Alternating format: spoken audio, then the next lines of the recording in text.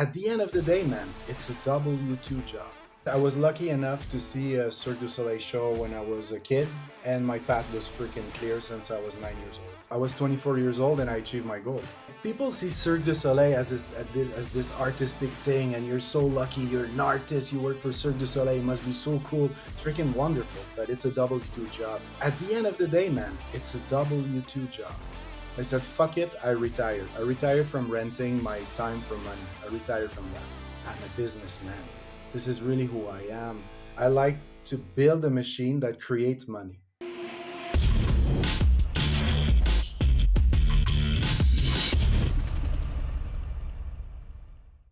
What's going on, everybody? Welcome to the show. My guest today, Marc Picard, is a former Cirque du Soleil performer. He's a podcast producer, founder of podcastproducer.com, and just an all-around very interesting guy. In fact, he almost got nude before this intro, so we were going to have a little bit of an OnlyFans moment. But really intriguing story. I can't wait to dive into. Marc, man, thanks for being here.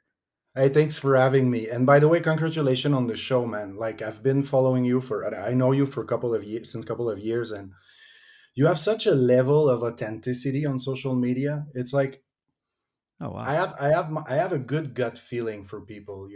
I'm rarely wrong, but I really have the sensation that whichever clip that you do, the person you are on social media is the person I would see if I go have a beer with you.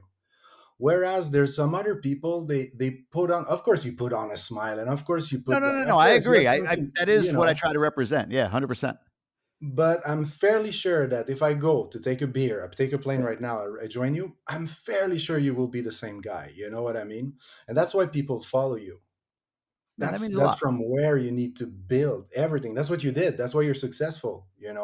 It's funny, like these things come to you. You're in the mindset space, right? So my biggest, as what are we in? We're in mid-April, right? As we record this, my biggest mindset block lately has been like, man, I'm stuck. Like if you look back on it, the bullet points are amazing. Oh, quit your big job and move to the Dominican and got this podcast, like the brand, like, but for me, I feel like, yeah, but I feel like I've kind of been there, right? And like, I don't feel like that. So it's been a feeling I've had for the last week, 2-3 weeks. And in that time, it feels like what you just said, which means so much. So thank you. Keeps sort of like coming at me a little bit more voluminously, like day by day, right? Like somebody saying it, like somebody said it, and then 3 days later, somebody said something like that, and then like 2 days later, and then the next day, and then two people the next day, and then you know what I mean? Like there's this build on it. So I appreciate that, man, because it means a lot to hear sometimes. I need to hear sometimes, like you're just keep going. Love what you do, appreciate who you are. And you're right, man. I am. What you see here is what you would get if you go to an event or have a beer with me or whatever. I might ball bust more, but beyond that, it's about the same. So Jamie, authenticity is a currency. It's the main currency on social media right agreed. now.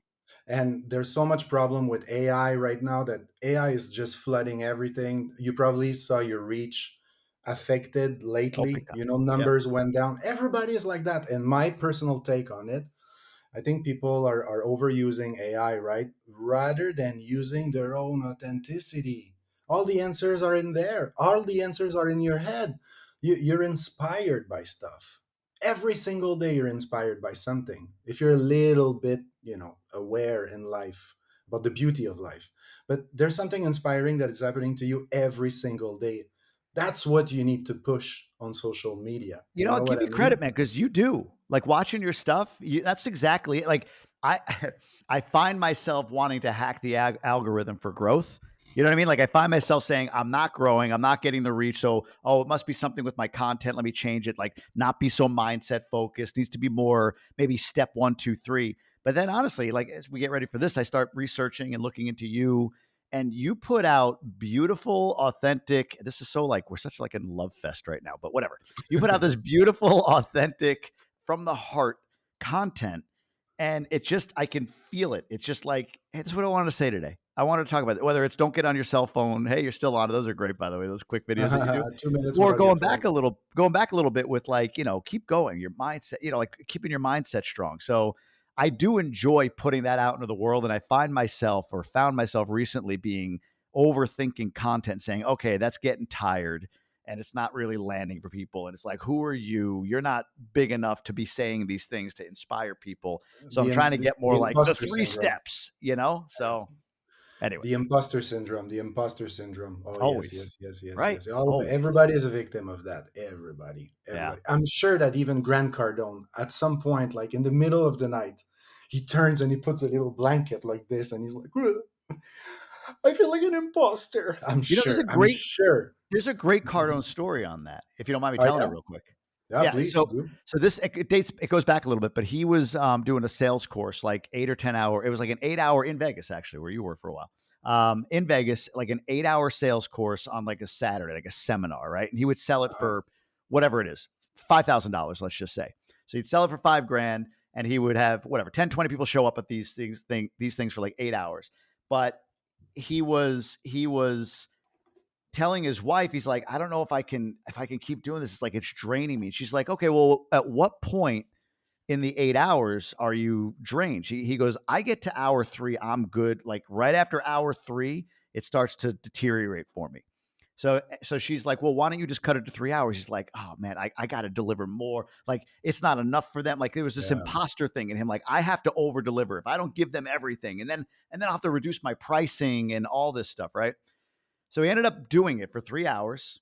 He kept his prices the same. He's like, I'm just going to put it out there for 5,000 or whatever it Yeah. was. Got more enrollment, higher level of satisfaction from people, right? Because he's like, man, I gave them everything in 3 hours. They didn't want to spend all day on a Saturday with me, right? They were happy to spend five Hmm. grand to get 3 hours of concentrated information from me. But I was resisting doing that for so long because I felt like I'm not worthy of making that much money in that short amount of time to deliver what I've got to deliver more. I got to give more time, more energy, more effort. So I agree with you, man. Like no matter who you are, I'm sure we all suffer with imposter syndrome. So can you imagine? I'm a retired clown, man, and I sit down. I sit down with like marketing machine and lead generation machine and graphic designers and blah blah blah blah blah blah. And now I'm helping prereal.com. We're revamping the brand, and we're James wanted to put gasoline on the fire, and we're on. And I'm sitting in meeting with people that have worked for freaking huge company as marketing directors, and I'm like, okay, okay, but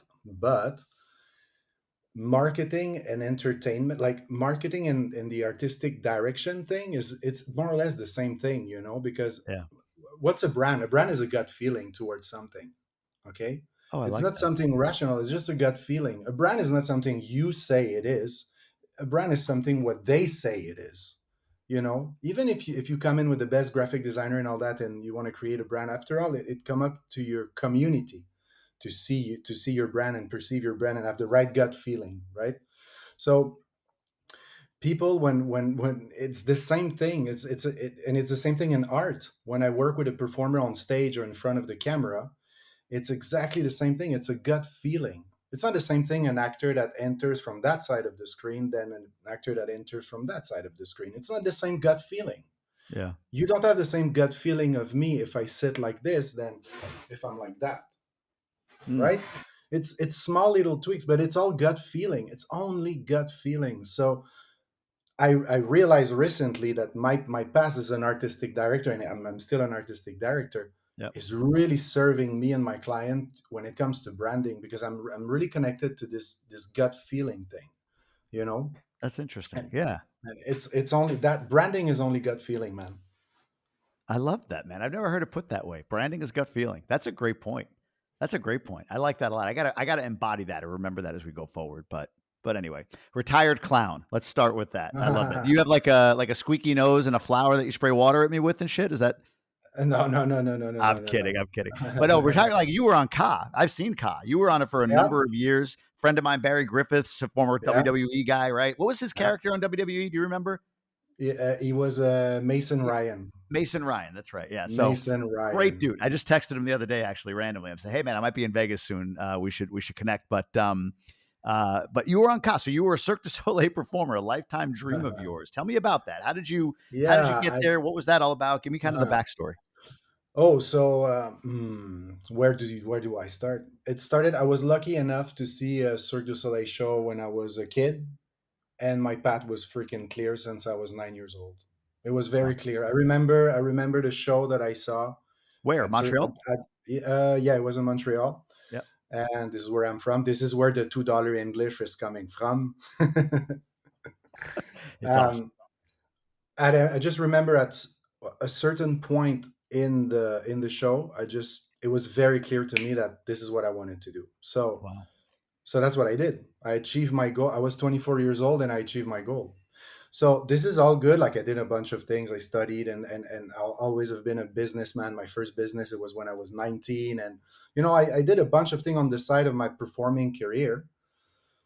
But here's the thing. When you have such a big goal and you achieve it, you get there.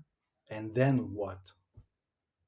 You're like, oh, that's it. Like I've been doing that show for like, 3, 4,000 times. That's it. So what happened with Cirque du Soleil is, as I was working as a performer, they were hiring me as a sort of artistic consultant, artistic coach.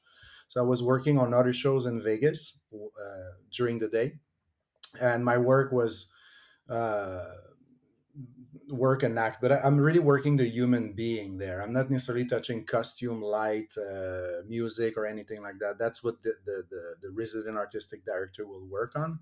I'm really working the human performance. Okay. You can say that also an acting coach, let's say, right? Mm.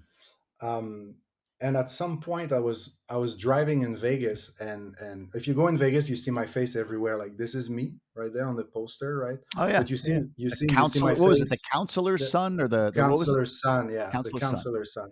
Yep. I was the main bad guy, one of there's the main bad guy of the show. um and at one point I was in my car in Vegas, and I looked, and my face was in big, on a big bus, like those big touristic bus Yeah. in Yeah. Vegas, full of drunk people with the Eiffel Tower. Full of, yeah, Vegas is a good place. But anyways, I looked and I did not recognize myself, man. Hmm. Like for 1 second, I thought that guy that I was looking was another. Hmm. For 1 second, it was bang like that, and then this is when I realized, I was like, oh, okay, that's it. The performing Mark, the Mark is a performer, the guy that put on makeup every day 478 times a year. It's gone. Now it's time to turn the page, do something else. So I retired Hmm. back in 2017, and I still worked as a consultant, on touring shows in Europe. Still Cirque du Soleil shows. I work on Totem, Avatar, Turok, Ovo. I work on a bunch of Cirque du Soleil show as an artistic consultant or artistic coach, you know. So, but that was on the side of my business career, because that's something that I have in me. First business, I was 19 years old. I Hmm. just built it without really thinking. And Which first was thing what? What was that? 19 it year was old a business. circus school. It Oh. was a circus school. First thing Wow. we start from nothing, and when I left, we were billing for 1.7 million a year. No shit. Yeah, yeah, yeah, yeah, yeah. So like as a young guy, Yeah. I wasn't even aware of that achievement. I just did it. Like it was just in my blood. I just did it. And then I started managing things, and I started doing this, and then okay, a loan to the bank, and all this, and oh, do you do birthday parties? Yeah. Do you do blah blah blah? Okay, and we build this, and I always had business project on the side of my performing career. But when I Hmm. got to the end of my performing career, I realized that I'm a businessman. This is Hmm. really who I am. You know, I like growth. I like growth. I like to see growth in human beings. I like to see growth in a business. I'm not passionate about becoming rich. I have the simplest life you can even imagine. All right, but I like to build a machine that creates money. Hmm. I'm fascinated by that. Like when you think like 1 second, you're like, okay, like there's a problem somewhere in a market, whatever. There's a problem. You come up with a solution. You market it. You solve a solution to people. They give you money in exchange. You pay people. Meanwhile, you pay your taxes. You pay everything. You're building whatever you have to pay for your business, and at the end of that, if everything goes well, there's money. Yeah. That's it. There's money left that you reinvest, and that you. I'm just fascinated by that, building something that prints money. What do you still have that You business? know. The 1.7 million's a good business, man. Like, do you still have No, that I'm not a business? And partner. No, I'm not a partner anymore. No, no, no, no, no, no. was that intentional or did it just sort of dissipate over time? Like what happened? No, it was intentional. No, no, it was intentional because I moved away from Quebec. I Yeah. left Quebec about 15 years ago, I would say, something Mhm. like that. And no, and I was younger also, and it was a thing with the partners also. When you don't, I mean, we were getting along, but they They're tough, weren't too man. Oh, serious yeah. about branding, about protocols, about blah blah blah blah blah blah. And I was Partnerships are like, tough, especially when you're young, oh, because like you partner up. Were you all about the same age? no, they were Were they they were older? older. They were older than me. Yeah, Gotcha. you I was gonna say, know. like, maybe somebody's not married and gets married, and then somebody else has a change. Like, I had a partnership dry up just because, like, he had another business that turned on him, and it was like, and it didn't end poorly, but it was like we had to exit a couple of properties that we had together because he needed cash flow. And like, well, I don't necessarily want to exit him, but I can't take him on my own either. So I guess we're selling, right? So partnerships are tough, and I can They're imagine from really afar, tough especially, that it gets difficult. because where do you place friendship into this? Yeah, Where yeah, yeah. where do you place the relationship? In Catalan, there is a say, we say la confianza fa fastic, okay, which means trust stinks. What you know what I mean? When you do business with friends, when you're younger, usually you do business with friends, right? People Sure. that you know, and because there's too much trust as friends, then the thing cannot go further. You need some sort of a distance, right, with your partner, and that takes time, I would say. Yeah. But at the But same as you time, grow, yeah, go ahead. partnership become I think as you grow, as you become older, I think partnership becomes easier, because you know yourself better. You've been there before. You know what to put down in a contract, but Yeah, yeah. I've had a couple partnerships fall apart, not in a bad way, just kind of naturally fell apart. And there can be always a little bit of like, a little bit of, I don't know, angst at the end of them. But man, I don't know how you do it without them. Right? Like, Yeah, I don't know it's how you do it. impossible. Some people can, but I mean, I look at partnerships, some people are like, oh, I'm afraid to be in a partnership because it might fall apart. It's like, okay, but it will fall apart. It likely will, or it could, or whatever. But without it, you don't get started. So it's sort of like this catch 22 in some ways. Yeah, there's no way you grow alone. Yeah. There's no way. It doesn't exist. You can't. You're not perfect. You'll need some partners that their strength is your weaknesses at some point. You Yeah. know, you're not a good accountant, you will need a partner that is some sort of good with Oh, numbers. You're 100%. not good at marketing, you don't have good creative thinking, but you will need someone that does that. And you're a deal maker. That's what you do well. Then you become that asset for your other partners. So also sometimes maybe partnership goes south also because of that. You know what I mean? There's too much of the same skill at the same time. Yeah, You know what I mean? I do. If on the Yeah. if on the team of five people, there's four marketing people, then maybe you're missing a couple of ingredients to make this successful. You know No, what I no doubt. mean? No doubt. I want to get to this when you left because I'm curious about like if you didn't have that business in Montreal and you were doing the car thing, Mm, how you said you had the consulting gig, but we'll get to that in a second. But you said 470 shows a year. yeah, 10 shows a week, 2 shows a day, Wow. 5 days a week, How many weeks did uh, you have like a time off? Like did you have a like max 2 weeks. so They 2 weeks have in a year? Dude, it's a W-2 job.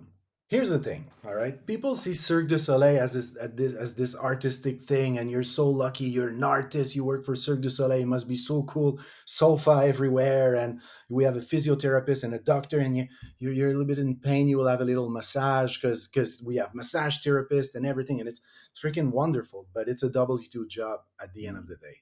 And while unfortunately most of performers, when they reach Cirque du Soleil, usually they're at the end of their sport career. Usually they're gymnasts, right? And since they're very very young, all right, we tell them do a backflip, you're gonna feel loved. Basically, when you have children, right? yep. So me too. I have twins, and sometimes you need to be careful in the way you encourage them, because I've seen that a lot at Cirque, and they have young gymnasts, 3 years old. They already tell them, do a backflip, do this, and blah blah blah. And that's the only thing they talk about: gymnastic, your next competition, blah blah blah blah. What's happening in the mind of the child? Mm. The child start thinking subconsciously, my parents love me when I win a gold medal. Right, right. Oh, my friends at school, they love me when I do a handstand. Mm. And then you grow up, you grow up with that, and at the end what's happening is they get to Cirque du Soleil, which is one of the most beautiful brand on the planet. So they're pumped, man. They're really pumped, so they dive into it. But just the idea of doing something else is completely foreign to them. They cannot Mm. conceive a life outside of Cirque du Soleil, because they feel love, they have money, they work for that brand. Everywhere you go, at the 7-Eleven, hey, what do you do for a living? I work for Cirque du Soleil. Oh my God. It's not the same impact than saying I'm a plumber, Right. So you receive love all the time. But at the end of the day, man, it's a W-2 job. Wow. It is And if you interesting. don't develop yourself on the side, Yeah. learning other skills, taking a little course of this, a little course of that, creating a business like Barry Griffith did, Yeah. Yeah. from wrestling with real estate. That's what he does. He has his performing career, but on the side he does real estate. Mhm. And he's working towards that. And he's always taking a course, and he's always looking to improve. But unfortunately, it's very few do that at Cirque du Soleil, because life Is is he very comfortable. Yeah, is he Very still few on do that. Ka? Is he still there? Is he doing Yeah, it? yeah, yeah. He came back. Yeah, he He came came back back after after the COVID? pandemic. Wow, He I came didn't know back that. I after. haven't talked to him in a bit. Like I said, I texted him. I didn't really get into him, but, I didn't know he went back to it. That's incredible. He's gotta be at it, what, 13, 14 years? No, no, no. Oh, maybe not. Barry, I would say no, no, no. I would say probably 7 years. Oh, okay. I was Probably only off by seven, double. 6, 7 years. Yeah, yeah, Um, yeah, yeah, yeah. all right, so on this show, when you take a week off, does that mean the show is shut down? Like, are the weeks Yeah, off set in advance or, dark. like, what if you're sick? Okay, so first, there's about 80 performers on a show like Ka, for example. So the touring shows, they will have about like 50 performers, more or less. They will have less performers because they're touring. Well, unless there's a show like Avatar that is like a massive show, but still. So as far as vacation, no. When the show is dark, the show is dark. There's nothing. There's maintenance to do. There's things to repair. There's things to be fixed. Sure. So it's not all of the departments that will be dark. If they go on a 2 week dark, for example. If you're sick, if you're injured or whatever, there's a system where, so at Cirque du Soleil, there's like, let's say there's different kind of contract, let's say, all right, but there's if you're a character, that means you play the same character all the time. That's what I was doing. Okay, Mhm. you play the same track every show. You play the same character. The clowns are like that. Any character that you see that doesn't change necessarily, that's the only thing they do. They're specialists, so that's people that, I don't know, a hand balancer, that's the only thing he does in the show. He might do other cues, but that's the only thing that he does. And then there's generalists, so those are the Mm. gymnasts. Most of people at Cirque, they're generalists, they're former athletes, and they do more than one act. So what's happening is, more than one act, so they create a rotation system where if you sick, another artist take it for you. You know. Got it. Are are So you are you, 4,000 shows, like, is it the same every time, or do they change up the show a little bit? Does it like the I mean, the show, yeah, I guess a job is the same way. I mean, a W-2 it is, you know what I mean? Like, going to an office is sort of similar in that way. But, like, yes, but you get into character and play the same, like, you do the same role every time, 10 times a week for years, or does it yes, shift? and Do they have new storylines? What does that look like? no, not no, no. There's no new storyline. They spend so much money on creating the initial storyline. A show like Ka, for example, is $165 million invested. No shit. No, wait a minute. Wait a minute. They made their money back in 5 years. No, well, I could see that. Contract with the MGM, ticket sales, all that stuff, right? Yeah, yeah, Swag, yeah, yeah, traveling shows. yeah. Of course, of course, of Wow. course. But it's 165 millions you go in your money in 5 years. That's a fucking good deal, my friend. How long has it been on? That's How long has it been there? oh god, probably 10, 15 years. I don't know. What's the is there a date on the? It's at Yeah, least 10. probably.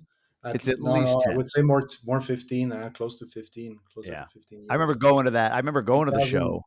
2010, I think it opened. Maybe, No, yeah, I remember 2000. going No, to the before that, show. 8, 7, Yeah. maybe more than that. No, I agree. Like, I remember going with my wife and I, when we lived in Boston, we go to Vegas all the time, and we would go to Okay, shows and this, that, and the other. But Ka was, I remember I didn't go the first time or anything we went, but Ka was always there. And that was '09. I remember seeing, because we would stay like at the MGM Signature or something like that, like right yeah, there. And you would see Ka all the time. It was an amazing show. What was it? Was it 2013? Somebody fell, right? One of the performers yeah. ended up dying. What was that? Yeah, What that changed happened? my life. Okay, so that changed my life.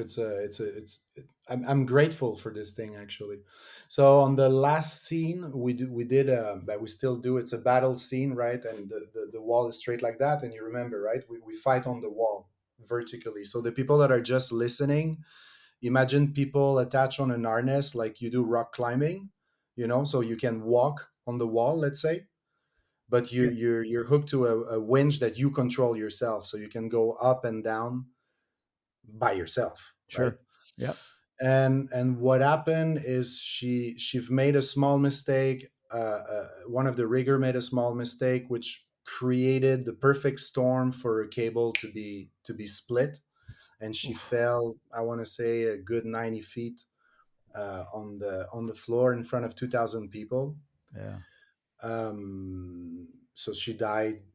She died a few moments after. She had two children. Oy. After that, we shut down the show for 3 weeks for safety protocol. OSHA went back in and all that. And after that, I was in charge uh, of putting the act back into the show. So my job was to represent the performers to the administration and represent the administration to the performers.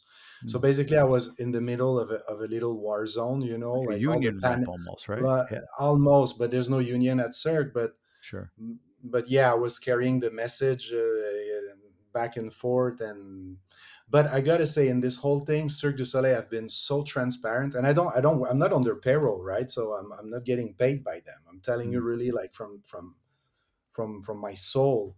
They were super transparent with everything. I was on the front row of everything. I was on all the meetings, all the technical meetings, and every transparent, transparent, transparent, transparent. Really, mm. they never hide anything. They really follow our rhythm to reintegrate the act.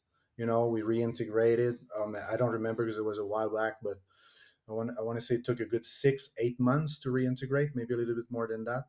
What do you mean by reintegrate? What is that? What do you mean? Reintegrate the show, the act into the show, because we Oh, we that took out the specific act, act that with the specific act I with see. where the accident happened.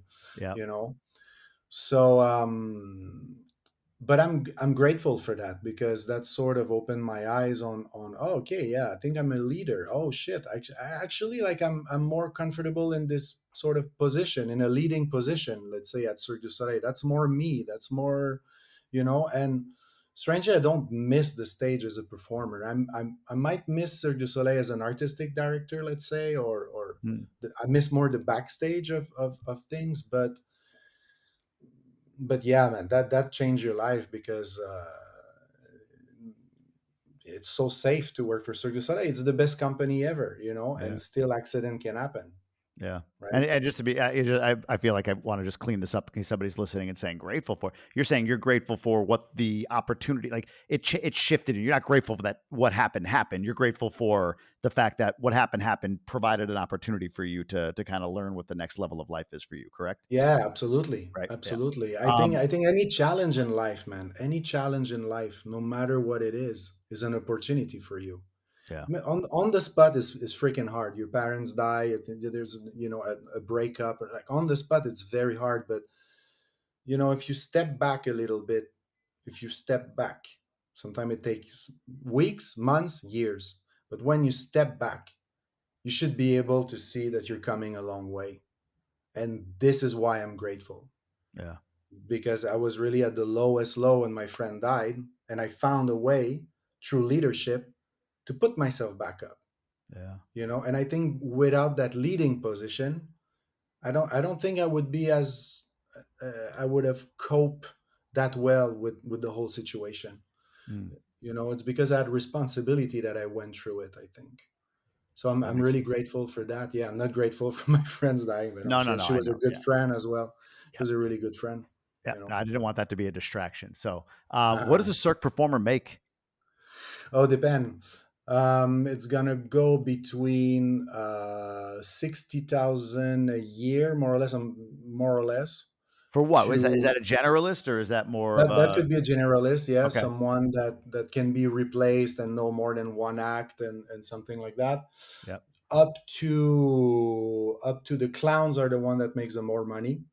I've heard clowns that make like close to 800 a show. 800, So 800. What do you mean? 800 bucks a Oh, show, oh, okay. a So what is show. So that's that's like eight 300 grand grand a year, about that. Yeah. right? 800 show. So, and what is a clown like? I'm watching that show. Like, I picture a clown, like, a red and yellow wig on with the squeaky nose. Like, what were you a clown?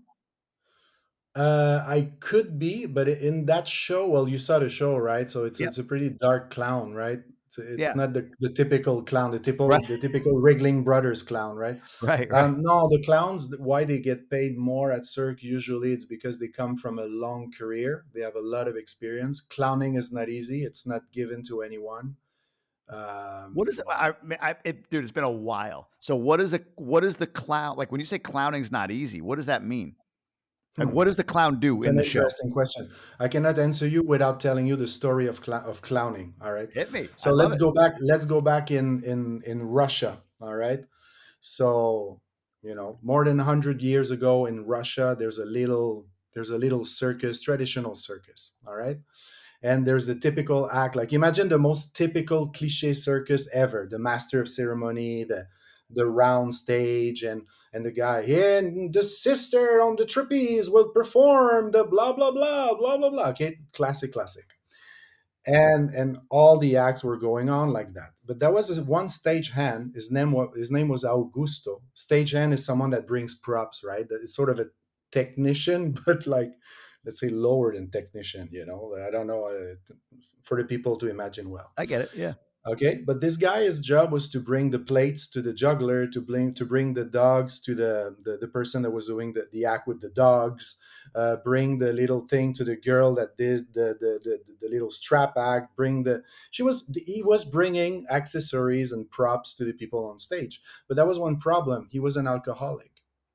Mm. So every time he showed up on stage with like with 15 plates on each hand, people didn't really know, like, oh shit, is he gonna fall? And he was like totally drunk, No way. Yeah. totally drunk and blah, yeah, and the plates were broken. He had to go back. Or when he was bringing the dogs, he was opening a cage. The dog was escaping. The other one was biting his butt. He was taking the first dog, putting back in the cage while he's getting the other one. The other one escaped, and people started laughing and laughing and laughing and laughing, and they started to ask more from that guy. So the producers started to give him a spot in the show. All Mm. right. And it was still sleeping under a caravan like an animal, and he was the star of the show. So when you ask me what is clowning, clowning is to take your own weaknesses, what's unique to you, and making it laughable, which is a tragedy in itself. You know what I mean? Take Wow. a, take a, one of the most beautiful clown that we see, Joaquin Wow. Phoenix. Yeah. Joaquin Phoenix. That's a good example of that. Mm. He's a psychopath. Mm. He's a psychopath. That's not funny, but we laugh at that. Yeah. It's not Yeah. mean, but we laugh. Any great clown or even comedian need to seek in their dark side, in their weaknesses, to make laugh the people. So that's also why Cirque du Soleil pay more their clowns, I think, because they Wow. have that capacity to seek inside themselves uh, some creative material to please the, actually, not even to make laugh the audience, because I think it's wrong. A clown should not necessarily go for the laugh. It's about touching people. It's about Mm. being authentic, man. It's about being authentic. And very few people on this planet knows to do it well. Like who? Give me an example. Is there a, like you said, Joaquin Phoenix? Does he know to do it well, or Uh, is it but he's an actor. But the great clown, like Slavas, is a good clown. Slavas, the Slava snow show. Have you seen that no? with the big fan and there's a big snowstorm that goes? Probably you've seen some image of something like that. SLA? How do you spell it? Slavas, SAL. SLAVAS? Yes, Slavas Slava snow Snowshoe. show. You know what's fucked up, dude? So I look, I love live comedy. Love live comedy. Yeah. I'm going to Austin next week, and I look up. There's a website. I've never understood it till just now. There's a website for open mic people called Bad Slava. Ooh, I'm like, why would they call it? That's the dumbest name. Has to be related to this probably, Slava. probably. So Slava But Snowshoe is that's clowning one of with. the most famous clown on the planet. Yeah. Wow, Slava Very Snowshoe. old. He worked for Cirque du Soleil many years. He did. He was in. When was that? It was before the La Nuba. I think he was in La Nuba. Yeah, Beautiful, beautiful, beautiful. But you will understand what I mean by if you look at it like later or anyone at home that wants to take a look. Vulnerability. You know what I mean? yeah. I'll have to take a peek. There's some YouTube stuff on here. Slava Pulunin. Pulunin? Yeah. Pulunin? Yeah. Interesting. Something. Absolutely. Interesting. Okay, so let's take the so all right, that gives us some history on clowns. So clowns in Cirque du Soleil, you Yeah. said are kind of a dark character. So But not the necessarily a dark character, not necessarily dark, but it's people that will seek inside in themselves what could touch the audience, you know? interesting. Wow, I had no I would have Yeah, so this is are these clowning. people also like the ones so are the people that are like running on the hamster wheel thing and jumping off of shit like that's the $60,000 people? Oh, they make more money. No, no. If you're specialist, you're gonna make more money. I'm giving you a wide range here. Okay. It's from Yeah. 60 to 300 and something, you know? Yeah, yeah, yeah. But the clown who is not necessarily the athlete, I'm gonna say, is that true? Yeah. Yeah, yeah, no, you're right, you're right, you're right. So they don't pay more if your act is more dangerous. If this is what Yeah, that's what you're I would asking have for, they thought. don't necessarily pay more. They pay more. Well, I'm going to tell you the truth. They pay more if your act sells the show, Interesting. right? If Yeah. and that's the first thing. If your act, let's say, sells the show, but also there's another thing that Cirque du Soleil will value is your contribution backstage. Mm. Because sometimes you can have a very average performer on stage. By average, wait, we're talking about high end Cirque du Soleil average, not like regular people average. But you see what the person does backstage, and it's so beneficial for the rest of the team that they're going to pay more that person just to have that person stick around. That's interesting. That's like a locker room guy, right? Like you have an Yeah, athlete that might be in the twilight of their career, like they're not quite yeah, as physically dominant as they once were, like a yeah, lineman or an NFL edge rusher or something, but yeah, they're that locker room guy. They're that influence, and they yeah, sign him to a $4 million a year. Like, that's they're not worth that, but it's more about what they do behind the scenes. That's yeah, interesting, man. yeah, yeah, What yeah, what yeah. were you making, if you don't mind me if you don't mind sharing I at was the end? making 130, 140 a year, So you're more or making a less. good buck. You're making a good buck doing that, and Of then course. you leave and you just pivot to being a consultant, right? Yeah, but I mean, this is not. I don't make a living out of that. You know what I mean? What do So you no, mean? what I No, I did. don't know what you mean. What do you mean by that? You don't make a No, living out what of I mean, what? I'm not fully a consultant. I cannot earn 100% of my living just being a consultant for Cirque du Soleil. Oh, wow. Okay, It's I didn't something know. I kept doing. I kept doing. Right? They kept calling me, sending me on shows here and there. No, no, no. I truly retired, man. I retired because I did some investment in my 20s when I sold this thing. I had a little bit of passive income coming in, but very thin, very, Mm, very thin. So what I did, man, is I said, fuck it. I retired. I retired from renting my time for money. I retired from that. I'm mm. done. That's not me. I don't want to do it anymore. So I'm going to stop everything. My wife is from Spain. So we went back to live in Spain, where the cost of living is extremely low. $1.50 for a beer in Spain. All Yeah, right. what part? So I'm Barcelona. I Barcelona. live Okay. like 45 minutes from Barcelona. I have a little house in the wood, on the countryside. So I truly retired. You know what I mean? Like I made that switch of retiring from this fucking hamster wheel life of going in for the paycheck and renting my time for money and blah blah blah. And slowly I fell into digital marketing by accident because while I was in Vegas, I was conducting other type of business and all that, and there was one that failed. There was a training program that I was like, "Fuck, man! You know, I found a gap in the market. I found something that is a missing piece in the puzzle. I create a product. It should work. It should work." And we're back in 2013 about that, Yep. and it fell. It just fell. Like it fell. Like I don't. I didn't lose a lot of money, maybe 20 grand. You know, it's not the end of the world, but afterwards I was like, why did I fail so bad, you know? And I realized I underestimated the social media aspect of things. So I was like, oh shit, I need to take a course about that. I need to learn about digital marketing. So then I took like a Google ad class and then a social media management course and another a branding thing and a graphic design thing. And I, you know, I started to learn about all of it. And what happened is, you know, someone asked me for a website. I said, yeah, cool. I did the website. That person knew someone that asked me for that. Then another person asked me to produce his podcast, and another person, and then another podcast, and another podcast. And then my business grew Hmm. so quick that like I need to pinch myself still now because I still feel like an imposter. I still feel like a clown. Don't worry, you know. Yeah. But I never lose any client so far. You know, since I started this whole podcast production thing, like I want to say 4 years ago, Mhm. never lost a client. So I might do something right. Yeah. Maybe we work. Losing a client, saying like a client telling me I don't want to work with you anymore. You know, Yeah. sometime we work for a couple of months and that's it, right? But losing a client, it never happened. That's So amazing. I Yeah. must do something right. But Yeah. the thing is I don't have 1,000 clients, and the client that I have, they're on my WhatsApp and they're friends. You know what I mean? Like Mhm. I spend the time to develop a relationship with them.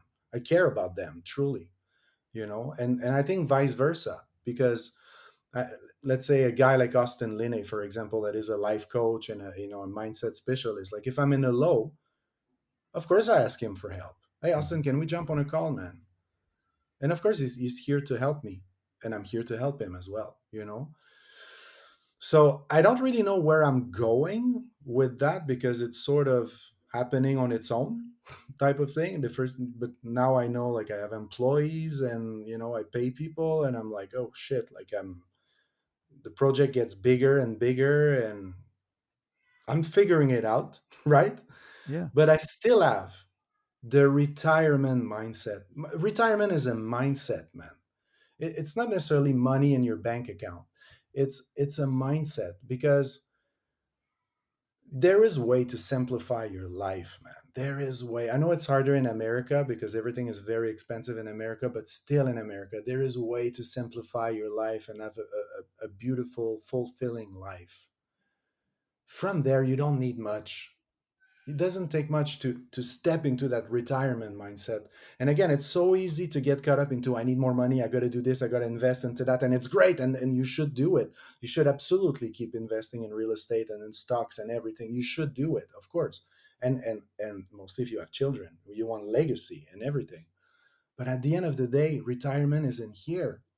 So Mhm. if you wake up every morning in the mindset that you're going to work, for example, me, I work from home. If I wake up in the mindset that I'm going to work today, but I'm not retired, but my mindset is not that. I'm retired. Plus, I live in a country where I wasn't born. So I'm a fucking tourist. So I drive around in the wine yard every morning, bringing my kids to school. And I'm like, fuck, this is beautiful. Wow. I'm still amazed. I'm still stunned about the food, about some new places. I wasn't born here. Mhm. So nothing really feels normal. You know what I mean? So yeah, retirement is in here rather than in your bank account. And that's a mistake a lot of people do. They work all their life, they stack some money on the side, and then one day they're retired, and what happened? Depression. Mhm. First thing that kicks in, boom, depression. They feel useless. That's the thing. They're gonna use exactly that word. I feel useless. I'm not of any. No one is using me. Yeah. that but crazy? that it What is crazy. It is crazy. you're still in Spain? Yeah, yeah, yeah, yeah, yeah. So it's funny. Yeah. You just said that. That resonates with me about because I live in another country, right? Not the country I was born in. And So you know somebody what asked I'm me, talking about. Where are "Yeah, you yes, from? Where are you from originally? U.S., New York." New York. Okay. Yep. So now in the Dominican Republic, I moved around in the U.S., New York, Boston, Michigan, but now in the DR. Big And change. yeah, it is. And somebody asked me the other day, like, "Are you getting sick of it?" I'm like, you know what? Honestly, I still pinch myself. Like every morning I get up and I recognize the sunshine. I recognize the blue sky. Yes. I recognize the beauty of Yes. it. Right? Like we have a Yes. shower in our bathroom, well, obviously in our bedroom's bathroom, our master bath or whatever. And the sunrise just happens to come through the window. So, and the shower's like the whole area, Yeah. like everything's, I don't know, it's designed here that way. Like the water just flows onto the bathroom floor.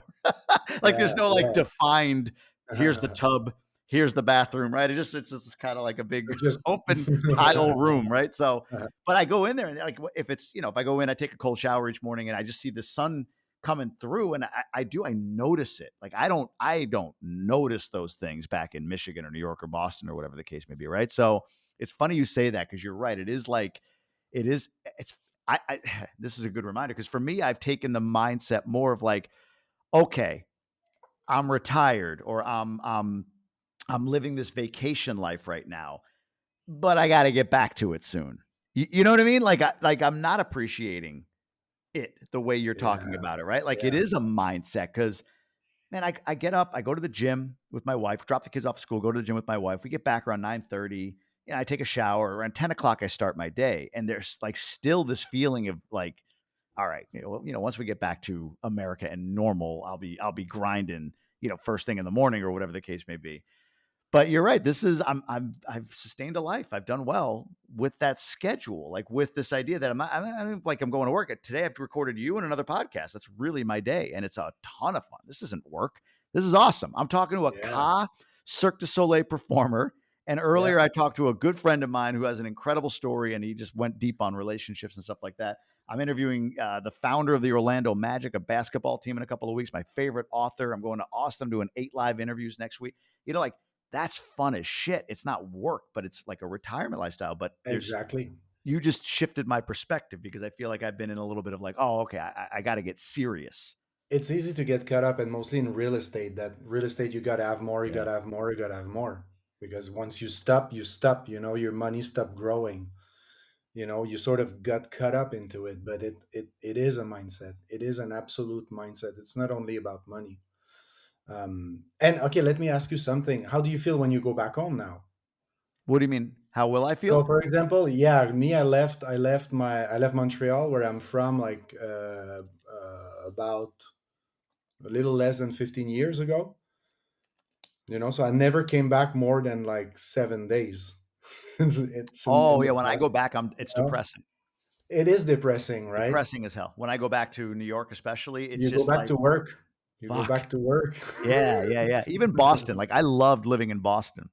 And Yeah, when we left there and moved to Michigan, it was like, oh, I missed Boston, right? But when we go back to Boston now, it's like a completely different perspective. Like it feels yeah, dirty. It feels dingy almost. Like it yeah. feels gray and heavy in some ways, right? Like there's amazing, amazing parts of that city, but there is a heaviness that I feel when I go back there still that it's like funny. I haven't been there in a while. So I'm just remembering that now that's the feeling I had last time I went there. We have not returned yet to Michigan. I haven't gone back to Michigan from living here about almost a year ago now. So I don't know. I don't know how I'll feel when we like arrive, quote unquote, home and see what it's like. So it's a good You might question. have the feeling that every time I come back home, I try to go back home at least once a year. I try.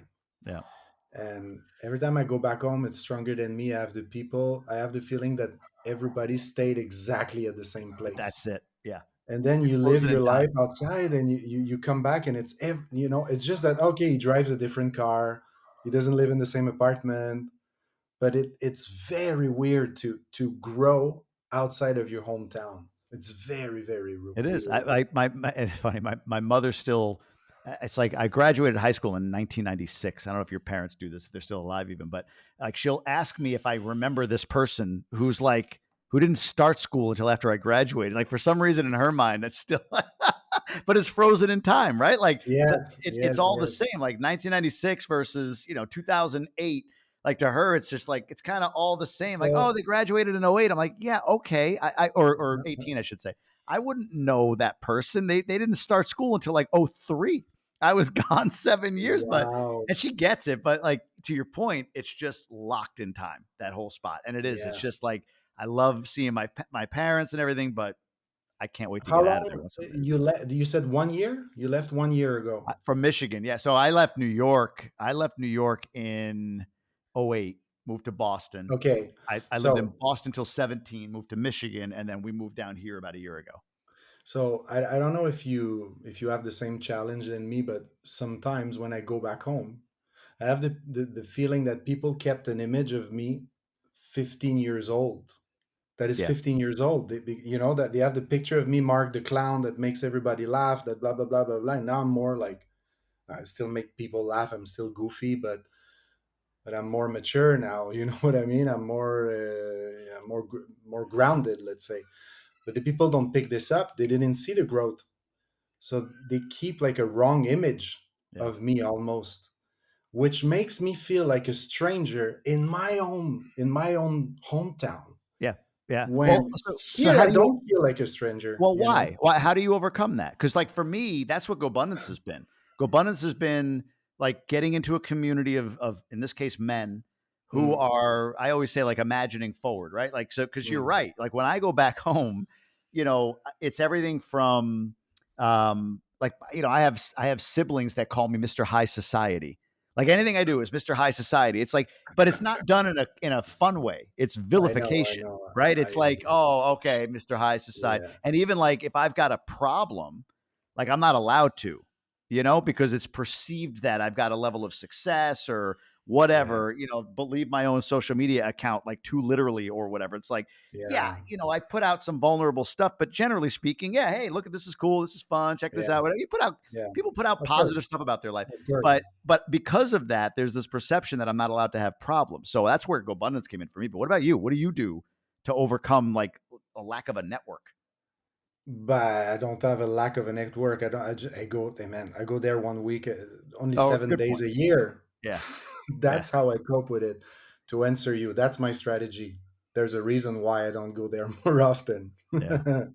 Because I'm like I'm okay with that. Yeah, I miss my family, my parents, and all that. But we're still in touch, and they come here in Spain, and they travel, and I still see them. But I don't think I could fly back to Montreal every month. No. Yeah. I Yeah. couldn't. So that's how I cope with it. I have I was like, that's a lost battle. Fuck it. Fuck Yeah. this. I'm just gonna go a week a year and that's it. Well, it's cool You too. So know? it sounds like your tribe right now is your client base. No? Like you've been very strategic and specific with who you work with, and that Yeah. becomes sort All of my your clients tribe. are they're all Americans. I only work with Americans. But Yeah. no, that's not true. I work with Quentin D'Souza as well. He's Canadian. Hmm. I don't know if you know him, Quentin D'Souza. Actually, it could No. be a good guy to have on your show. He's the only Canadian one that I work with. But no, I have no client in Spain. My staff is from Spain Sure. because you want cheap labor, go in Yeah. Spain. Oh, no That kidding. oh, dude. Not Philippines, not No.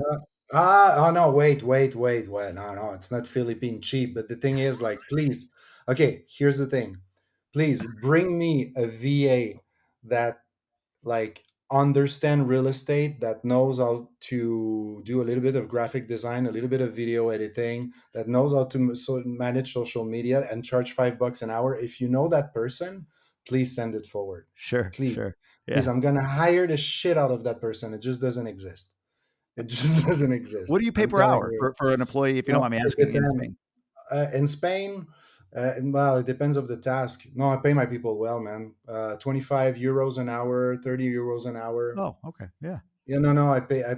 I'm gonna eat my own profit margin to make sure that they get paid well and they stay and they do the extra step. Sorry, yeah, but I believe in overpaying people. I have one assistant from the Philippines. Mhm. She told me her salary. She said, I charge $5 an hour. I said, I don't pay you five. I don't pay anyone I five did the bucks an hour. same. Yeah. Sorry, but no, I don't do that. Right. I'm gonna still make money if I pay you $15 an hour. Isn't that something? I love that, man. I said the same thing. I didn't go quite that generous, but I went more. I forget what it was. It was like, pay me $3. I'm like, no, I'll pay you six, right? But I think it's Baloo. like, oh, they asked for three, right? Or even here, we have these two ladies that work here, and it was like $300 a month, and we pay them about twice, right, to about double what Yeah. they asked for. Because it's like, I mean, to your point, I mean, yeah, I'm okay. I could have saved a few $100, but I value so much what they do. And to be honest with you, like they are at like I just a minute ago, I texted one of them to say, hey, any chance you could pop over? I want to take my wife out on a date. This is it's 4 o'clock on Eastern on a Friday. And Yeah. she's like, yeah, I'll be right there. Like, cool. Like, you know, I believe that loyalty comes from treating people really well. So Oh, I'm for with you on that. sure. Right. And anyone listening to this podcast, stop negotiating on Fiverr. Just stop. The freaking guy is charging you $200 for your stupid website. Yeah. Don't try to have it for $100, 150. This is cheap shit, man. Yeah. You know, if you really have no money, like zero money, okay, maybe, but then you're Stick gonna. with your first thing. I agree with you. I agree Oh with you. man, people Pay that people. pay people, overpay people. If you can afford it, overpay. They're gonna stay and they're gonna take the extra step. They're gonna do it for you. They're gonna stay. They will want to stay because they Yeah. feel respected. And if on top of that you can pay them well and respect their creativity. In my case, I hire creators. Yep. They stay. They stay, and they never complain if I ask them to design an extra thing or to do an extra revision. Hey, everyone. Thanks for listening. I hope you're getting tremendous value. I want to make sure that with this information, you have a way in which you can integrate it into your life. Best way to do that is being a member of any of our Gobundance communities. Just go to Gobundance.com, submit your application. No matter your net worth, we've got the community for you. Back to the show.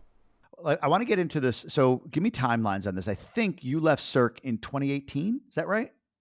17, I think. 2017. Okay. 17. So you left Cirque in 2017. You said you had some passive income coming in. I was the same. And like people think I had this like massive horizontal income stream. Like, no, maybe it might have covered a third of my expenses, like my Yeah, passive income when I quit my yeah, job.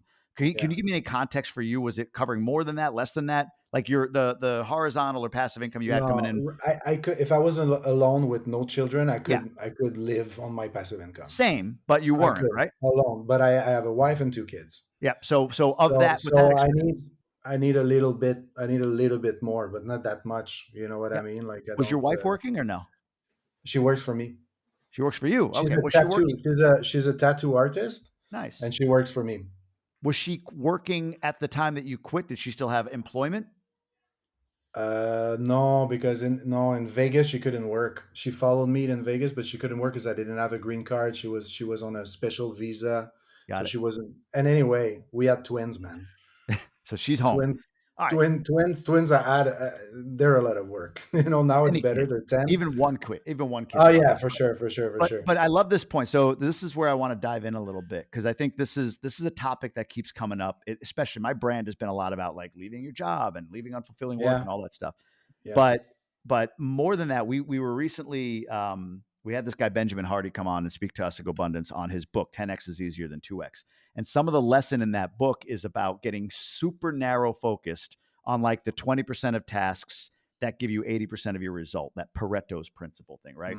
And then letting Mm, go of the 80 and how like mm, that means there's like the job might be the 80, right? The W2 for me was the 80% task getting me 20%. Yeah, it was feeding my exactly. family and everything, but the 20% stuff, which was building my brand and Emerge at the time and everything, like the things that maybe didn't give me all the income, it was still like, it's hard to quantify it, but it was giving me 80% of the result, or it was like a delayed 80% of the result. Like maybe it wasn't going to give Yeah, me 80% of the result financially right now, but right, with time and focus on it, like it's going to give me more than what I was making with the job.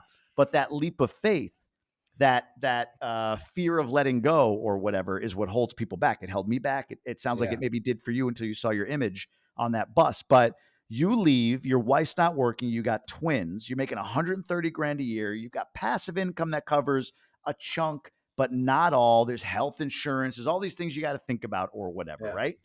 And then how long were you sort of in, hey, I'm drinking $1.50 beers and I don't even know what the next step is. I'm in retirement mode until your digital marketing business started to get to a point where it was Oh, taking in significant income. Like what's the gap where you were like 5 years. 5 years. It took it, but well, wait a second. It took 5 years. On 5 years, there's like two years of drinking beers. Yeah. you know, Yeah. easy, easy. But no, I was still working. I did television here. I did like I still people still call me to do artistic direction and things like that. I So, directed a show in France last year, but I mean I don't do that for a living. I don't need it. so you take I a don't little here, need you it. take a little there, though. Yeah, I think yeah, absolutely, absolutely. So it's Um, real quick. Is it going from like a monthly mindset to an annualized mindset almost? Like I feel like that's what my thing is now. Like I don't have a paycheck every 2 weeks, yeah, right? But I get like $120,000 distribution, right? yeah, And that's like that might be it for a while for a while, right? And then yeah, like so, but on the annual basis, if my expenses are I don't know 120 grand a year, yeah, like what you did. It's like, well, all right, I get this chunk from speaking here, or I host this event, and there's yeah, 20 grand, or I do. So over the course of the year, I might make multiple. I will make. I do make. I have made multiple $100,000, but it's not yeah, consistent. So it just took me from like, okay, my monthly bills are X, and I got to make X a month. To well, if I aggregate my bills over a longer period, 12, 18 months, yeah. then yeah, I'll make that plus because I got this, that, and the other iron in the fire. Is that kind of how you've operated? Yes, absolutely, absolutely. I have some clients, we have like a monthly agreement, and some other clients it's just like, okay, they pay for a certain project, a certain campaign, and that's more money that comes in in one shot. Or if it's a show, for example, like last year, the show I directed in France, which was, my God, a freaking disaster. My first taste of dealing with billionaires. Wow, that was new. That What? was a new feeling. We can Go talk about it after. That was freaking new I to me. gotta hear about it. Continue though. And yeah, it's the same thing. It's the same thing than you. But what is my vision? Like honestly, because you said the year thing and the monthly thing and all that, but like my gut feeling as an answer is like I think I'm more on a daily thing. Yeah, like I Oh, don't. interesting. I mean, like Hmm. of course all my business is super organized. I know, like, I know where we're gonna be in 2 3 months. Like I know monthly, weekly, like I know everything. But me as a human being, I have Hmm. memory problems, man. That's true. Like, That's a good point. because I live my life here now, okay? Because it's meant to be lived here and now. So my focus is never to go too much in the future. I did that and I destroyed When did you myself. get there though? Was it painful to get there? It was painful for me to get closer to. I'm not quite where you are, but I fully understand what you're saying. Like what you're saying is you are It's a you are it's a you are process. present, right? Yeah, it's a So process. Meditation helped me very much. yeah, Meeting people. My neighbor in Vegas actually was teaching transcendental meditation, yeah. TM. That was super. She was super old, right? But we're meditating together, and I want to say that shutting the fuck up twice a day for like 10 minutes just changed my life, and I Hmm. think anyone should do it. Shut the fuck up twice a day, morning, night, 5 10 minutes. What does that Just mean? shut No phone, just shut down. Nothing. Shut the fuck up. Shut it. Shut everything. Sit on your sofa, close your eyes, breathe. You think Mhm. about something else, good. Think about something else. Go back to your breathing. Simple, simple. You know? And what's happening is if you implement that, like let's say twice a day, you start teaching your brain what it truly means to be calm. Because what's happening is we get caught up into the I gotta do this, I gotta do that, I gotta do this, I gotta do that, this, and in 3 months this will come. I have that speaking event, and next week I gotta do so what's happening is your mind is used to be soaked in the stress hormones, man, and fucking in stress. Stress become normal, it becomes a norm for your mind. So what's happening slowly is even a happy event will become stressful. Hey, you won $1 million. What am I going to do with that? Like, shit, everybody wants, right? Like, Yeah. even a super cool thing, like, hey, your wife is pregnant, the health insurance, and blah, blah, blah, and the college, what am I going to do? No, no, no, no, no. So, what's happening is if you, on a regular basis, twice a day, morning, night, and Mhm. I'm not talking about any freaking mantra and any fucking magic formula, shut the fuck up twice a day, morning, night. Let's talk in 3 months' time. You'll see your life will change I like because that. your mind, because stress is a little bit like fast food, right? Yeah.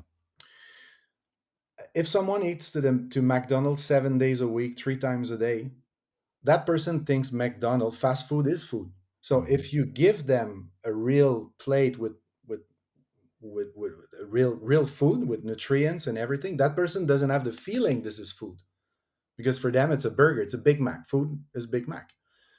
He's trained like that, right? And stress is the fast food of the mind.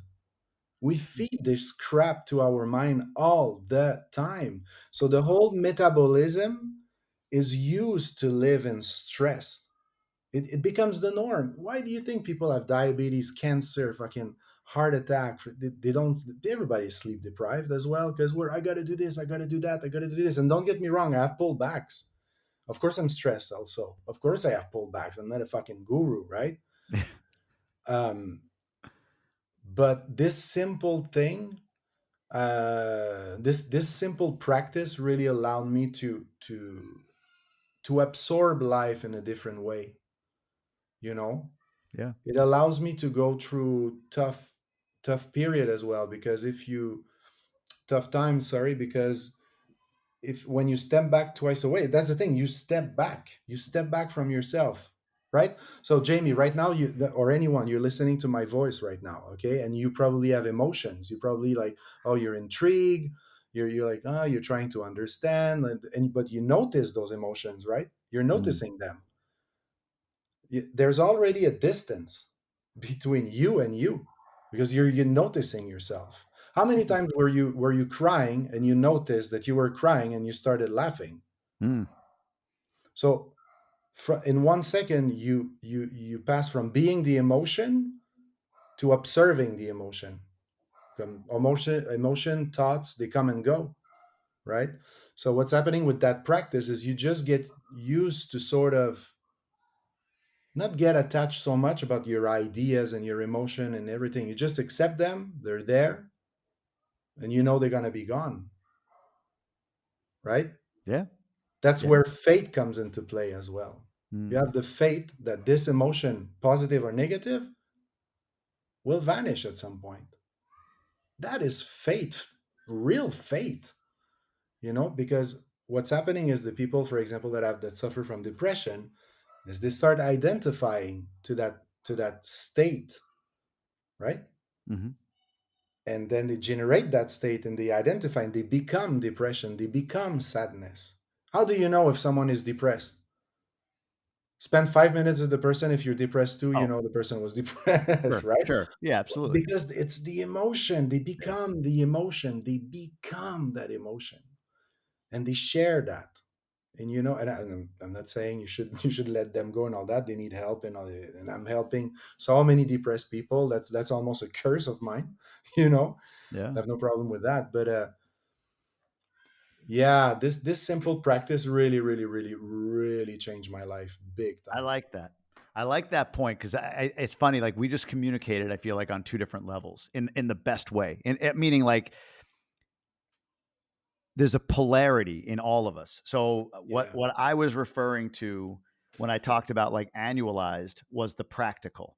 That's the one. That's the thing people like. I think what you talked about is the spiritual, and like yeah, people want the spiritual, but in order to get to the spiritual of like, yes, I get it, Mark, like I 10 minutes, I love to shut the fuck up 10 minutes twice a day. It allows me to decompress, clear my thoughts, and get to a place of that's all I want. I want to be present with my wife or my husband and my kids. I want to be present with coffee in the morning, right? It's the dream when you buy a house. Like you tour the house and you see this little alcove or balcony, like, yeah. oh, the realtor will say it, you can have a little coffee on that balcony in the morning, and then you never do it, right? You never actually use it because like you're stressed and you're going. You know what I'm saying? Like so people want that image of what you just talked about, and the block of it, the day to day, the one day at a time, living one day at a time. The block of it is the practical, which is, but I gotta pay my monthly bills, Yeah, and it's I've used it. We all have used that as both like a question of, well, how do I overcome that?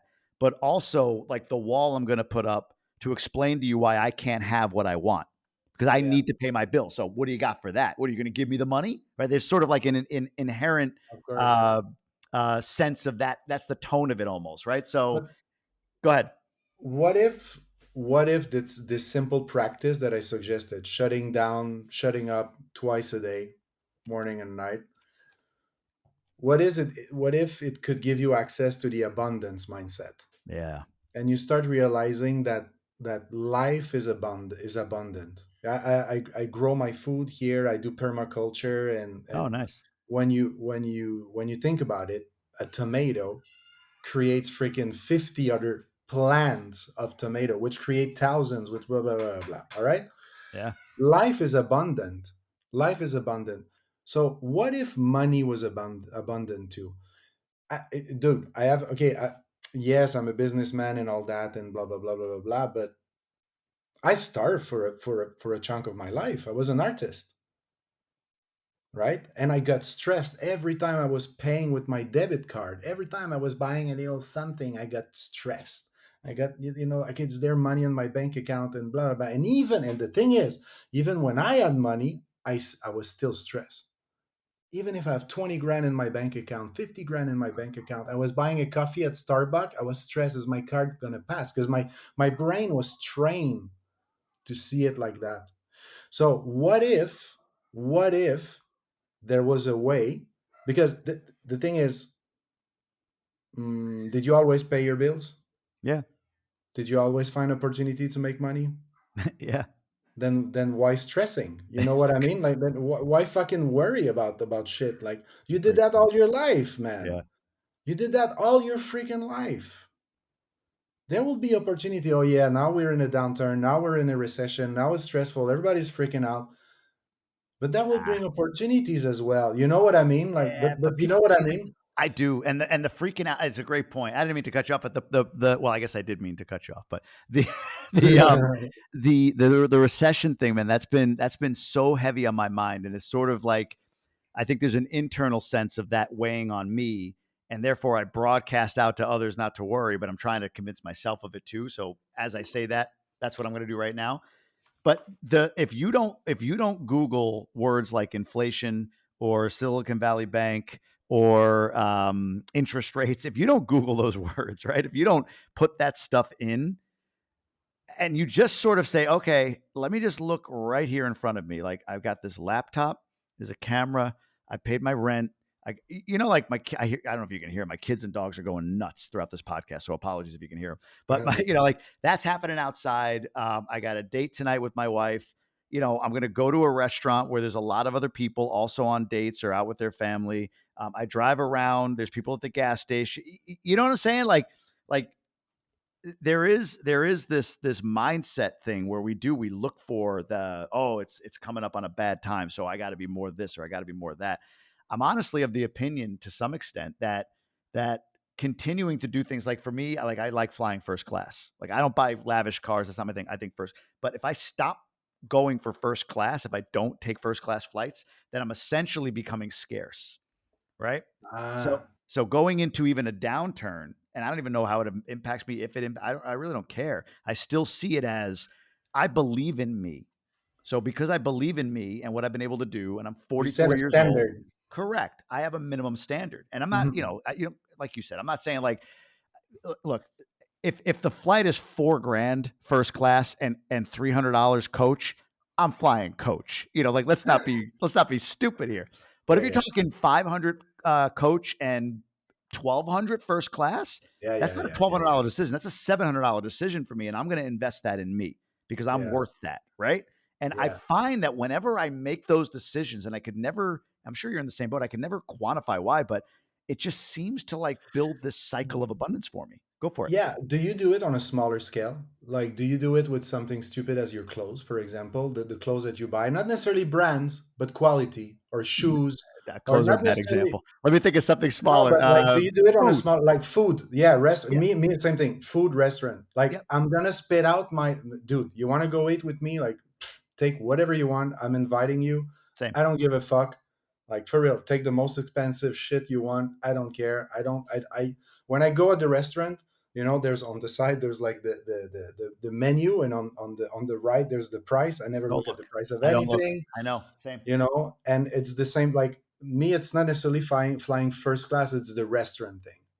I just like but it's on a smaller scale. And my question to you is, do you have the same mindset in smaller things than flying first class, for example? I think Like, so. it's stupid, but like, for example, like, I never search for parking.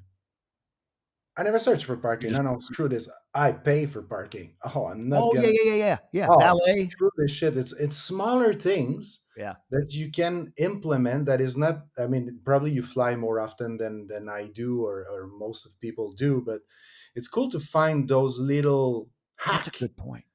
Yeah. little things. Like, you know what I mean? How about the little things that makes you feel abundant? Yeah, You I know? completely agree. My wife drives me nuts with this, or drove me nuts, because we don't have it down here. We don't have grocery delivery down here right now. I think a company's doing it now. But anyway, in Michigan, we could get grocery delivery from Kroger, right? Big grocery Yeah. food chain. $9, $9. Okay, so my wife was like, "No, I'll just go get it." I'm like, "Why?" She's like, "It's $9, right?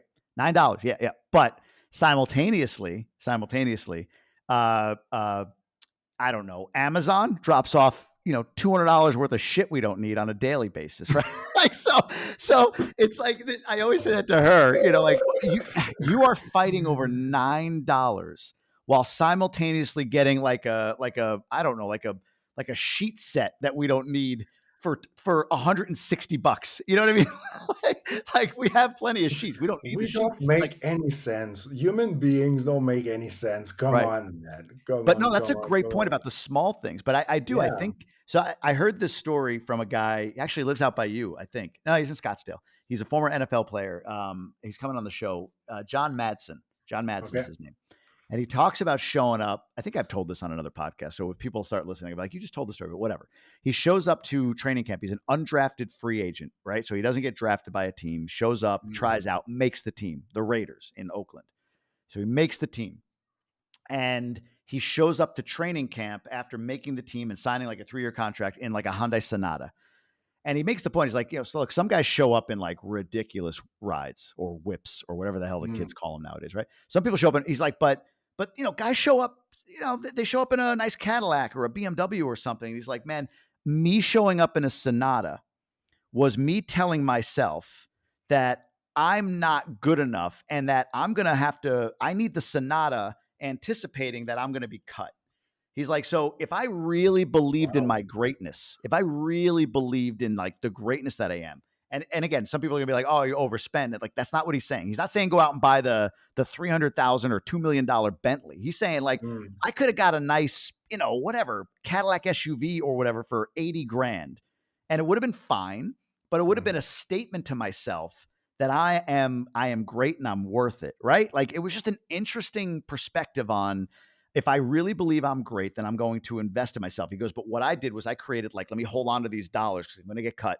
I'm going to get cut. I'm going to get cut. And then you know what happened Yeah. 2 years later? He got cut. What? Oh. Right. So it's like a manifestation potentially in his Yeah. mind, at least. Like, and Yeah. again, if I truly believe I'm great, I would have invested in myself. And that's what, to me, first class, or not looking at the menu pricing or paying for the parking or paying for Yeah. the valet or whatever, is buying the nicer suit, right? Putting on Yeah. the nicer suit, whatever it is. I think that that's kind of what you're getting at. That's interesting to Yeah. me. Absolutely. Those are small hacks so that contributes to the abundance mindset, because there's nothing more nasty than the scarcity mindset, man. Yeah. This is why people steal. This is why people commit fraud. This is why people kill. The scarcity mindset, and this is why people don't grow. I don't remember exactly, a little bit, in the conversation before, you mentioned something, and it's like the people that see rich people on one side and poor people on the other side, right? Yeah. They see those, like, I don't know, you were talking about the people back home, with Oh, your yeah, yeah, yeah. social media, you know what I mean? So they see Yep. you as the rich guy, the unaccessible rich guy. And the thing is, the more you hang out with rich people, more you get to know that they're freaking normal, man. Like, it's, even if they're billionaire, they're like, okay, yeah, they might have some little I was going to behavioral ask you, we got to shit. get it. Are you good, by the way? We got 2 minutes Yeah, by our yeah, schedule, but yeah, okay, I can yeah, go yeah, over yeah, for a little that's bit. good. So Yeah, go yeah, for it. yeah, that's Continue. good. Make your point. Yeah, so you want to talk about the billionaires? That's what you were No, no, no. Did you saying. did you want to finish that point, or are you good? Or do you want to go to the billionaires? No, we can talk about the billionaires, Let's but hear about the my billionaires. point is that is the people see a sort of frontier between the poor and the rich. So they see that they see themselves as poor and they see the rich as rich. So they keep themselves into that scarcity mindset because they identify to them to this. They identify, oh no, me, no, I'm poor. No, me, I will never have money. Me, no, rather than wondering what what did Jamie do to Mm, fucking get where he is. Like, hey, Jamie, teach me. Oh, let's see what Jamie. Let's listen to his podcast. yeah. Let's learn from the guy and let's Join write him a Gobundance, DM. Let's, yeah. right? So the summer with billionaires, man. Okay, listen to this. I've been traveling. So last year, I received an email from a guy in Cannes, there's the movie festival. Sure.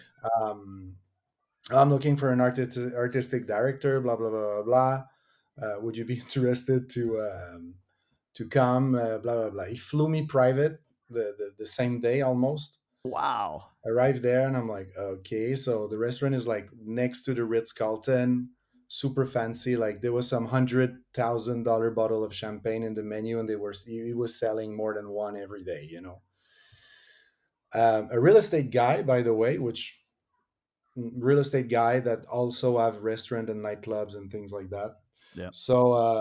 And he was telling me. So I was traveling back and forth the whole year before we opened the show in June. That was last year, right?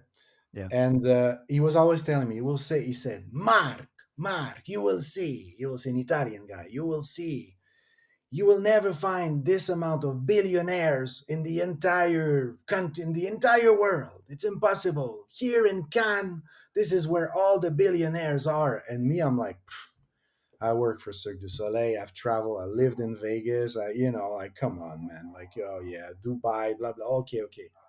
He was right. Mm.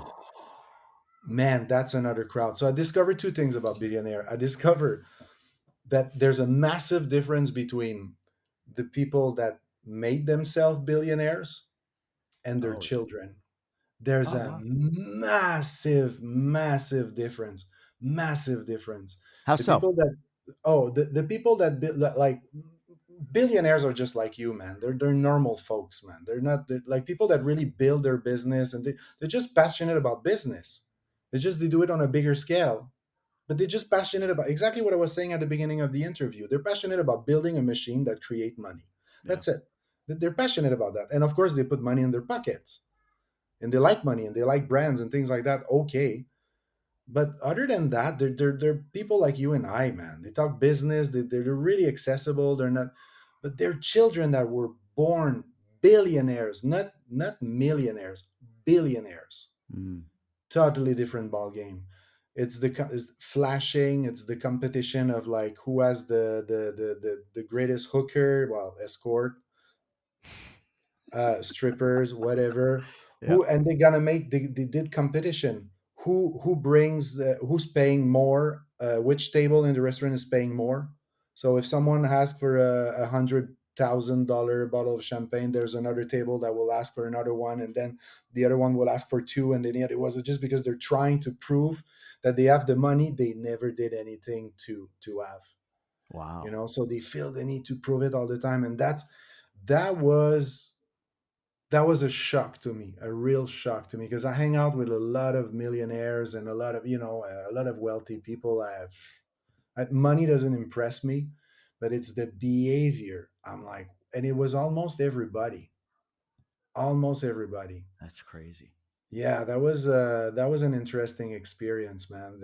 What's the second thing, or is that you said there's two things about billionaires? There's a difference between them and their Yeah, children. no, Is there? but the first generation and the second generation. Oh, The okay. first generation, the people that build their Yep. business, and Yep. they went from millionaire to billionaire. Yep. You know, and but their children, Yeah. man, Yeah. Yeah. Got it. it's you feel they were born into that, and it's very different. It's very different than the millionaires, man. It's not What? the average wealth, man. We're talking about people that have like that are worth billions, man. We're talking about the prince of fucking Abu Dhabi came there, and with Why? his Why can't? Is it just the beauty of it? Like, why are there so many there? why can no, it's not no. Monaco, Monaco, right? It's a, how do you say, like a fiscal paradise, Oh and yeah. a safe haven. How do you say Yeah, yeah. There's yeah. I'll find it. But yes, we'll find it, but tax wise, it's like tax the haven, tax haven. tax haven. Yeah, exactly. That's what Yep, we're looking for. Yeah, that's because of Monaco. So got it. Monaco is like super close to Nice, super close to Cannes, and Saint Tropez, which is like a little further Central. down here. So Yeah, that's why they hang out there, because they have boats, and they take the boat from Monaco to Cannes to Saint Tropez, they do a lot and together. Do you see them together? together who. Meaning, like I'm just so this is Tribe of Millionaires, right? Like what this show has always been about is interesting stories, of course, but there's always a through line. Everyone, you, me, everybody talks about like the impact of those around them. So I'm just kind of curious, like when you go there and you see all these billionaires, this guy says there's more billionaires here than you'll see anywhere. Do you see them? Did you witness or do you observe those billionaires masterminding together, anything like that, or no? Were they kind of more independent souls? Mm, I saw them partying more than anything else. Well, I even can that tell you how though. they party. I can tell you everything that they do while they party. It's very cool. It's very billionaires parties are great, man. Why? They Well, carry a lot of give fun. me some details. What's a billionaire party like? But imagine that man, I've seen everything, man. Like I've seen. Do you really want to know? Like I've seen people. Everybody is exploding on cocaine. Oh, okay. So Escort everywhere, what's the but word? It's clean escort. They're not hookers. You know what I mean? yeah. It's like it, it's escort that charge like 20 grands a day. Like it's crazy. Yeah, So it's it's crazy, hedonistic. crazy. Yeah, Gotcha. yeah, Not yeah, like yeah, high yeah, yeah. class ice sculptures. It's more of like, Yeah. got it, got it. Yes. The place where I was working was more like a nightclub type of show, a sexy show with go-go's and things like that. But more than one go-go were offered thousands for just like a private dance that So was not interesting. even sexual, or Wow. like things like a waiter came to the bartender at some point. He said, "Hey, man, where can I buy a cigar? I need to buy a cigar. He gave me $1,000 to buy a cigar that is worth like $50. Where can I buy that?" Like the guy just said, take a grand, go get me a cigar somewhere. Yeah. Like Yeah. leave your job, like just get me a cigar. you know. Wow, man. That's Um, fascinating. but I Fascinating. don't want to generalize too much, because like I had fun with them and they're great. But that's the thing I observe with the generation thing. The Yeah. 60 plus, 50, 60 plus, they weren't too much like that. They were still partying though, but they were more classy. Mm. And yes, I've seen more those people networking and do business meeting between them. But the youngster, man, Nah, different level. I oh my we've had god. two billionaires on this show, and you're right. Both of them are very, very like regular dudes. Mm, Just like average guys. You wouldn't know it. You wouldn't know it. Just the numbers are yeah, bigger. The numbers are way bigger. Everything that they do is just like to me or you, what might be like dropping $200 on a meal. To them is like it's dropping fair change. 5.6 million on a house. You know what I mean? Like Yeah. I bought an Exactly. extra house for this reason or whatever. It's Exactly. crazy, and it's not The bragging, it's just perspective change. the life. Yeah, No, exactly. exactly. But we all do the same thing, right? I have Yeah. friends that don't have money here, and Yeah. for them, like it means a lot that I'm inviting them for a beer. Yep. Hey, thank you. And it's just a fucking $1.50, but for them, it's or well, maybe not $150, but let's say a meal. Let's say I invite them to the restaurant. Sure. It means a lot, man, because that $15 that they would have to pay if we divided the fucking bill, which drives me nuts. I hate to go to the fucking restaurant and everybody's like, I know we're gonna divide it. You should kill people, man, to pay the bills. You should fight for it. You should like break their jaw until you're the last one standing to pay the fucking bill, man. Like Wow. no jokes, but Look at I know you. I can't It's stand. I can't violent. stand.